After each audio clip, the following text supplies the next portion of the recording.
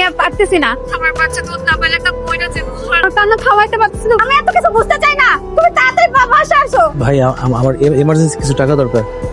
বন্ধু, একটা বিপদে পড়ে গেছি। আমার হাতটা খালি, এই মাসেই আমি তোরে দিয়ে দিব, তুই পারলে আমার 1000-5 টাকা দে। আরে ঘন্টা খানেক আগে ফোন দিতি, আমার কাছে কিছু টাকা ছিল, টাকাগুলো আমি আমার বন্ধুর জন্য দিয়ে দিয়েছি। আমার কাছে টাকা নাই। আচ্ছা ঠিক আছে, রাখ, কিন্তু আমার কাজ আছে।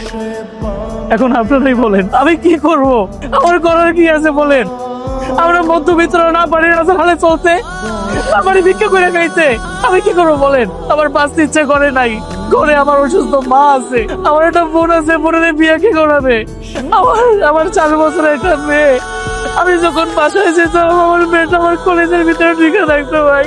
আমি টাকার কারণে আমার মেয়েটা আমার বুকে রাখতে পারি নাই, আমার বাড়ি পাঠাইয়া দিচ্ছি। আমার বোনও খুব ভালো ভাই, আমার বউ আমার অনেক সাপোর্ট করতেছে। মাত্র 4টা মাস কোম্পানি আমার বেতন দেয় নাই ভাই, আমার এই অবস্থা হয়ে গেছে। আমার মতো এরকম হাজারো মানুষ আছে, মুখ ফুটে বলতে পারে না ভাই। ভিতরটা বাইটা যায়, কারণে বলা যায় না। আমরা মধ্যবিত্ত এমন ভাই, আমার বোনের ঠিক মতো খাওয়াইতে পারি না। একবেলা খায়, আরেকবেলা না খায় থাকে। বাচ্চা কোত্থেকে দুধ পাবে?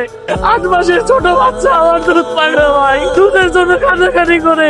জানেন, আমি যখন অফিসে ছিলাম আমার বউ ফোন দিয়েছিল, বলতেছে যেমনি বড় বাচ্চার জন্য দুধ দিয়ে আইসো। পরে শুনতেছি আমার বাচ্চাটা কাঁদতেছে ভাই। কত মানুষের কাছে টাকা চাইলাম, কেউ টাকা দেয় নাই। আমি কি করবো বলেন? আমার বাচ্চারা তো বাঁচাই দিব। আমার মাঝে বেলার খালি দুধটা আমার বোর কাছে পৌঁছে দেন, আমার বাচ্চাটা কাক ভাই। ভাই যাও, তোমার টাকা লাগবে না, দিয়ে দাও। এই দুনিয়াতে টাকাই হলো মিষ্টি আর মানুষ হইল পিঁপড়া।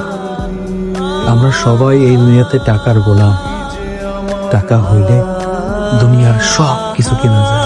আমার মতো এই দুনিয়াতে এমন অনেক বাবারাই আছে যারা টাকার অভাবে নিজের সন্তানের চাহিদা পূরণ করতে পারে না।